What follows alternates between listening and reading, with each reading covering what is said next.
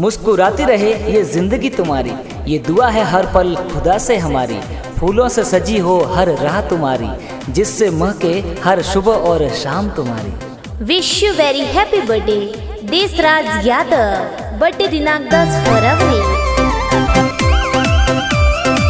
Wish you very happy birthday Deshraj आपने।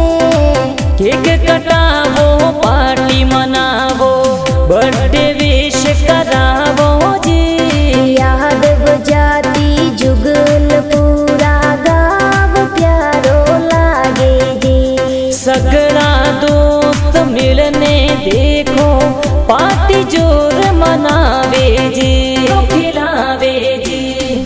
कावट थोड़ी city कही जे बर्थडे प्यार मनावो जी। इंस्टाग्राम पर फ्रेंड देखो स्टोरी प्यारी लगावे जी। स्टोरी डाल